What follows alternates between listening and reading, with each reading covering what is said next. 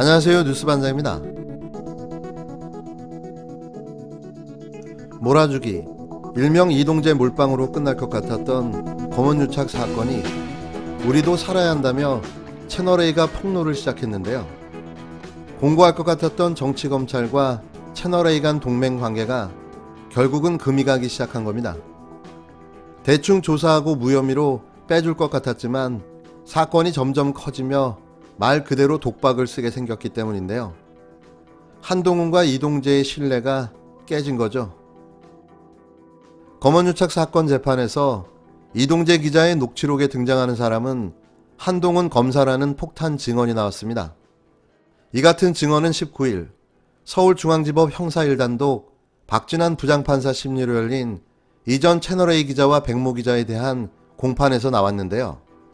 이 자리의 증인으로선 홍모 전 채널A 사회부장은 증언을 통해 당시 이전 기자가 통화를 한 사람은 한동훈이다라고 말했습니다. 자신이 직접 한 검사의 목소리를 들은 것은 아니지만 이전 기자로부터 한동훈이다라고 전달을 받았다는 진술인데요. 홍 전 부장은 녹음 파일의 존재를 이전 기자로부터 들었지만 확인해보지 않았다고 설명했습니다. 당시 이전 기자가 있다고 말했기 때문에 믿었다는 건데요. 그는 이전 기자가 제보자 X에게 들려준 녹취록을 전달받았고 당시 검찰 관계자들을 언급한 내용이 포함되어 있어 선배로서 화가 났다고 증언했습니다. 19일 진행된 재판에서 검찰과 홍 전 부장 그리고 판사 간 오간 대화를 재구성해서 들려드리면 이렇습니다. 검찰, 이동재가 제보자 X에게 들려준 녹취록을 전달받았다고 했는데 받아보고 어떤 생각이 드셨습니까? 홍 전 부장, 생각을 말씀드리는 건 부적절할 것 같습니다. 박진환 부장판사, 어떤 느낌을 받았는지 설명해 주시죠. 홍 전 부장, 3월 22일 녹취록 내용을 보고 화가 났습니다. 검찰 관계자를 언급한 내용이 포함되어 있었고 그런 부분에서 선배로서 화가 났죠. 검찰, 화가 났다고 말하셨는데 구체적으로 설명해 주시죠. 홍 전 부장, 부적절한 게 아닌가 하는 생각이 들어서 24일 출근에서도 이동재에게 언성을 높였던 기억이 있습니다. 검찰, 당시 이동재가 녹취록 2개에 등장하는 대화 상대방이 누구라고 했습니까? 홍 전 부장, 한동훈이라고 들었습니다.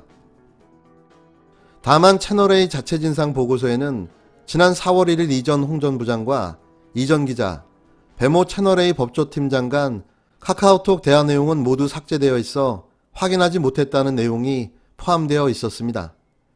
이전 기자는 지난 2월에서 3월 수감 중인 이전 대표에게 5차례 편지를 보내 유시민 노무현재단 이사장 등의 비위를 밝히라고 강요한 혐의로 기소됐는데요. 이 과정에서 한동훈 연구위원 등 검찰 고위층과의 친분을 과시하며 이전 대표에게 가족도 위험할 수 있다고 압박했습니다. 재판 과정에서 이전 기자 측은 한 연구위원과의 통화는 없었고 공익적인 목적을 위해 취재했을 뿐 유 이사장을 직접 겨냥한 것은 아니라는 입장인데요.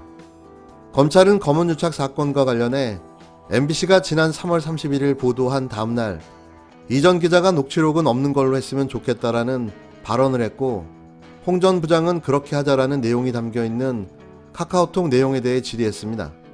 이 과정에서 이전 기자는 회사도 팀도 검찰도 너무 고통이 길어질 것 같다. 제가 징계를 받겠습니다라는 발언을 하기도 했는데요. 사실상 혐의를 인정한 발언으로 보여집니다. 계속해서 19일 검언유착 재판에 나온 채널A 홍 전 사회부장의 증언을 재현해 들려드리면 이렇습니다. 검찰, 이동재와 증인의 카카오톡 대화 출력물입니다. MBC 보도 다음날 이동재가 녹취록은 없는 걸로 했으면 좋겠다고 했더니 증인이 그렇게 하자고 답변했는데 이게 무슨 의미입니까? 홍 전 부장, 이동재가 언급한 녹취록이 정확히 뭔지 인식하지 못했습니다. 3월 23일부터 사건 자체 진상 조사가 이루어졌습니다. 31일 MBC 보도가 나간 이후 이동재의 심리 상태는 불안했습니다. 극도로 불안한 상황이었고 그런 모습을 저도 봤고 이동재가 저런 메시지를 보냈는데 대면할 상황도 아니었고 뭐라고 말하거나 따져 물을 상황도 아니었습니다. 어떤 녹취록을 의미하는 건지 몰랐습니다. 이동재를 안정시키는 게 중요한 사안이었습니다. 그래서 우선 안정시키려 했습니다. 검찰, 회사도 팀도 검찰도 너무 고통이 길어진 것 같다. 제가 징계를 받겠습니다라고 말했는데 이동재는 협박성 취재를 인정하기 때문에 이렇게 말한 거 아닙니까? 홍 전 부장, 인정한다기보다 4월 1일에도 그에 못지않은 보도가 이루어지고 있었습니다. 반론 없는 보도가 이루어지고 있는 상황에서 사건 전말이 파악되지도 제보자 X가 누구인지도 모르는 상황이었고 이동재가 심리적 압박을 심하게 받았다는 것을 감안할 때 협박성 취재를 인정해서 그런 말을 했다고 생각하지 않습니다. 본인도 채널A에 소속된 기자로서 채널A가 언급된 보도를 보며 부담감이 컸을 것으로 보입니다. 아마도 심리 상태가 반영된 것이 아닌가 합니다. 박진환 부장판사, 생각은 말하지 않는다고 했는데 마지막에 생각을 말하셨네요. 생각을 말하지 말고 왜 그렇게 답했는지만 답변하세요. 모르면 모른다고 하시고요. 박 부장판사는 재판 끝 무렵 홍 전 부장에게 직접 이 전 기자가 보낸 편지 내용이 생각보다 더 거칠고 심했다는 건가요? 라고 물었는데요. 이에 홍 전 부장은 기본적으로 기자는 사실을 취재해서 전달해야 하는 역할이라고 생각한다며 편지 내용에는 본인이 단연간 취재 경력이 있다고 말하는 부분, 그런 부분도 부적절하다고 생각한다고 밝혔습니다.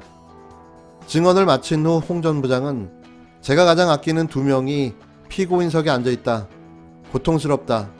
선배로서 감독자로서 제 역할을 제대로 하지 못한 책임 때문이라며 누구를 해하기 위해 편지를 쓰거나 부적절한 표현을 했다고 생각하지 않는다.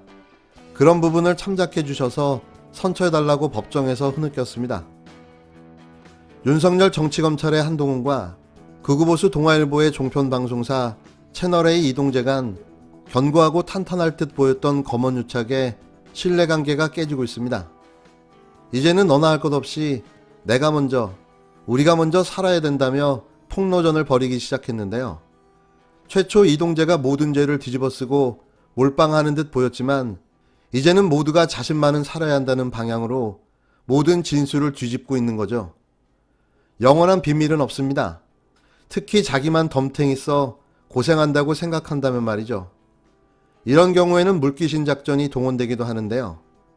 이동재가 한동훈을 잡고 늘어지기 시작했습니다. 이렇게 되면 한동훈도 윤석열도 피해가기는 어려울 듯 보입니다. 꼴 좋습니다. 지금 제보자께서 이제 그 이동재 기자 쪽 뭐 핸드폰 이런 거 잠깐 말씀하셨으니까 요거는 하나는 다시 한번 꼭 짚고 넘어가야 되는 부분이 있는데, 그러니까 지금 만났을 때 7초 음성을 들려줬다. 그러니까 수사에 협조하고 자백하면 선처받고 형량도 줄어든다라는 음성을 7초 정도 들려줬는데 이게 한동훈 검사장의 목소리가 맞느냐 아니냐. 자, 이 문제가 그러니까 핵심적인 문제잖아요. 근데 처음에 뭐 아마 장윤수 기자님 잘 안 믿었어요. 제가 그 한동훈 목소리다라고 하니까 긴가민가 했었는데 네. 200% 맞아요. 정말 100% 확신하세요? 왜냐하면 제가 가기 전에 들었고요. 갔다 나와서도 또 들었고요. 그 채널A 본사.